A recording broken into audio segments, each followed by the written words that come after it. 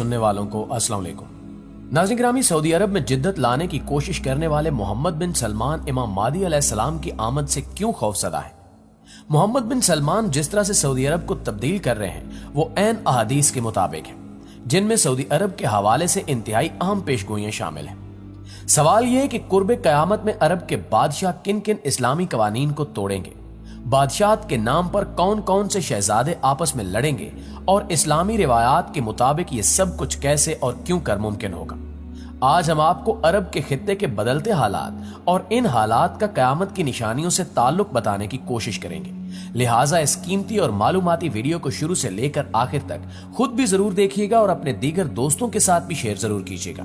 तो आइए चलकर मौजू का बाकायदा आगाज करते हैं। नाज़रीन गिरामी, इमाम मादी का ज़हूर चूंकि अरब की सरजमीन पर होना है तो इस हवाले से सऊदी अरब काफी अहमियत का हामिल है।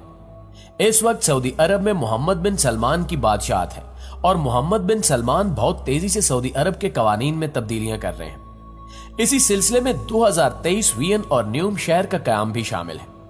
लेकिन हमारे प्यारे नबी हजरत मोहम्मद सल्लल्लाहु अलैहि वसल्लम ने इसके बारे में 1400 साल कबल ये खबर दे दी थी कि अरब की सरजमीन में किस हद तक तब्दीली रूनुमा होगी। हजूर पाक सल्लल्लाहु अलैहि वसल्लम की एक हदीस मुबारक में बयान है कि इमाम महदी के ज़हूर से पहले अरब के 3 शहजादों में लड़ाई होगी। आप ये जानकर शिश्तर रह जाएंगे कि इस वक्त सऊदी अरब के 3 शहजादे हैं जो कि ताजो तख्त हासिल करने के लिए खुद को अहल समझ रहे हैं और मोहम्मद बिन सलमान ने खाना जंगी से बचने के लिए इनको अहम ओहदों पर तैनात भी कर रखा है। उलमा के नजदीक हदीस में जिन 3 शहजादों की लड़ाई का जिक्र आया है, मुमकिन है वो मौजूदा दौर के सऊदी शहजादे ही हों। मोहम्मद बिन सलमान ने कुछ इस्लाम मुखालिफ इकदामात भी उठाए हैं, जिनमें मौजूदा रमजान में लाउड स्पीकर पर पाबंदी लगा दी गई है, बच्चों के मस्जिद में आने पर पाबंदी, इसके अलावा तरावी की नशरियात भी बंद करवा दी गई हैं। इस तरह के इकदामात मोहम्मद बिन सलमान की शख्सियत को मशकूक बना रहे हैं। मुद्दा यह है कि इमाम मादी का ज़हूर होता है तो सऊदी शहजादे को अपने ओहदे से बर्खास्त होना पड़ेगा, क्योंकि जब इमाम मादी का ज़हूर होगा तो सब मुसलमान इमाम मादी को अपना रहनुमा और बादशाह मान लेंगे। दोस्तों, यूं तो नबी पाक सल्लल्लाहु अलैहि वसल्लम ने कयामत की बहुत सारी निशानियां बयान की हैं, जिनमें एक हदीस मुबारक ये भी है कि ऊंटों और बकरियों के चरवाहे बरना बदन और नंगे पांव होंगे।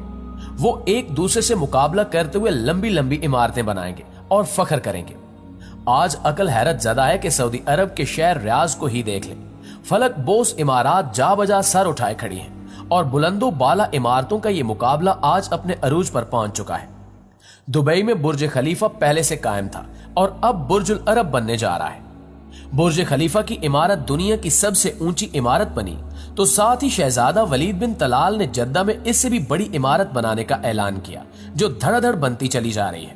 यानी मुकाबला अपने अरूज पर है कि अरब दुनिया की इमारतें सारे जहान से ऊंची हो चुकी हैं और जो मेरे प्यारे रसूल हजरत मोहम्मद सल्लल्लाहु अलैहि वसल्लम ने 1400 साल पहले फरमाया था वो अब पूरा होता दिखाई दे रहा है।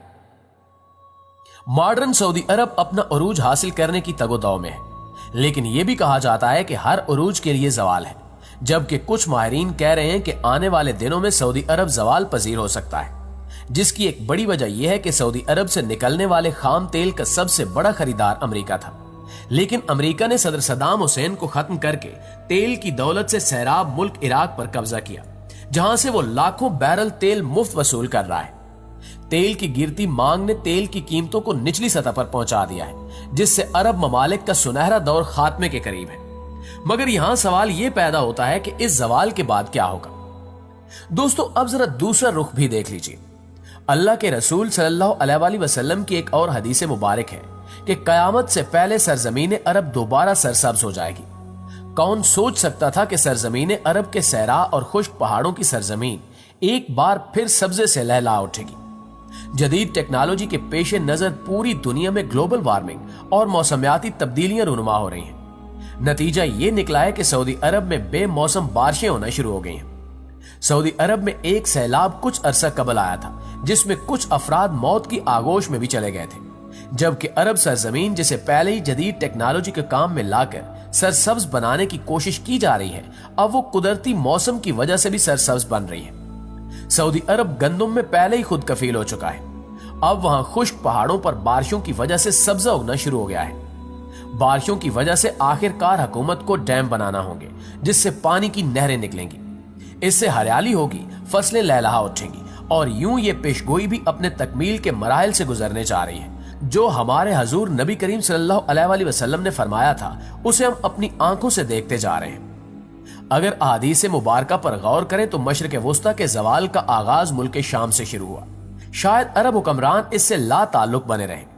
اسی سے متعلق حدیث پاک میں ارشاد ہے، رسول اللہ صلی اللہ علیہ وآلہ وسلم نے فرمایا کہ جب اہل شام تباہی اور بربادی کا شکار ہو جائیں تو پھر تم میں سے کوئی خیر باقی نہیں رہے گی۔ یہ واضح ہے کہ احادیث مبارکہ کی روح سے شام اور اہل شام سے امت مسلمہ کا مستقبل وابستہ ہے۔ اگر ملک شام ایسے ہی تباہ و برباد ہوتا رہا تو پوری امت مسلمہ کی خیر نہیں ہوگی۔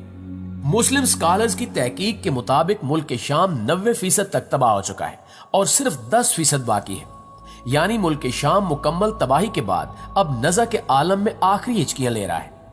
اس حدیث مبارکہ کے حساب سے عرب ممالک کے سنہرے دور کے خاتمے کی اہم وجہ ملک شام کے موجودہ حالات ہیں، گویا کہ نبی کریم صلی اللہ علیہ وآلہ وسلم کی ایک اور پیشگوئی کی علامت ظاہر ہو رہی ہے یا ہو چکی ہے۔ ناظرین، خیال رہے کہ ملک شام کے متعلق اسرائیل، روس، ایران اور امریکہ، ان سب ممالک نے جو بھی جھوٹے بہانے بنائے، ان سب کا اصل ٹارگٹ جزیرت العرب ہے، کیونکہ کفار کا عقیدہ ہے کہ دجال مسیح ہے۔ اس وجہ سے یہ لوگ دجال کے استقبال کے انتظامات کر رہے ہیں، جس کے لیے ان سب ممالک کو مل کر عرب ممالک میں عدم استحکام پیدا کرنا ہے، کیونکہ ملک شام پر یہود و نصارہ قبضہ کرنا چاہتے ہیں، اور یہ حضرت امام مہدی کے ظہور سے قبل ہو کر ہی رہے گا۔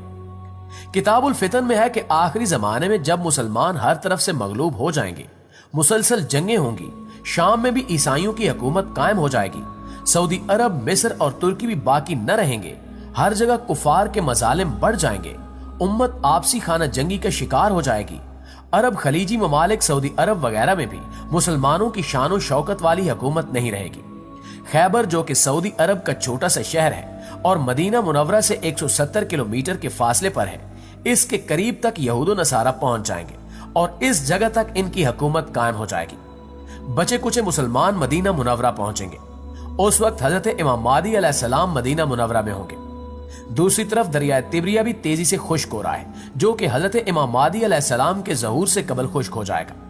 اس لیے جب مشرق وسطیٰ کے حالات کو، خصوصاً مسلمانوں اور ساری دنیا کے حالات کو دیکھا جائے تو صاف نظر آتا ہے کہ دنیا ہولناکیوں کی جانب بڑھ رہی ہے، حتیٰ کہ فرانس بھی عالمی جنگ کی بات کر چکا ہے۔ مگر کیا آپ جانتے ہیں کہ عالمی جنگ کا مرکز کون سا خطہ ہوگا؟ صاف نظر آ رہا ہے کہ مشرق وسطیٰ ہی متوقع ہے اور غزوہ ہند ہو کر رہے گا۔ یہاں بھی انڈیا اور پاکستان کی رنجشیں اور اب تر ہوتے حالات سے بھی ایسا لگتا ہے کہ ہم غزوہ ہند کی طرف بڑھ رہے ہیں۔ دوستو، آنے والے ادوار بڑے پرفتن نظر آ رہے ہیں، اور اس کے متعلق بھی نبی کریم صلی اللہ علیہ وآلہ وسلم نے فرمایا کہ میری امت پر ایک دور ایسا آئے گا جس میں فتنے ایسے تیزی سے آئیں گے جیسے تسبیح ٹوٹ جانے سے تسبیح کے دانے زمین کی طرف آتے ہیں۔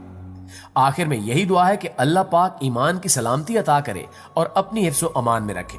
موجودہ حالات کے پیش نظر اپنی نسلوں کی ابھی سے تربیت اور ایمان کی فکر کریں، موبائل کے بیجا استعمال سے، رات دیر تک جاگنے، فیشن اور یہودی انداز اپنانے سے اور نمازوں کو ترک کرنے سے روکیں، ورنہ آزمائش کا مقابلہ دشوار ہوگا۔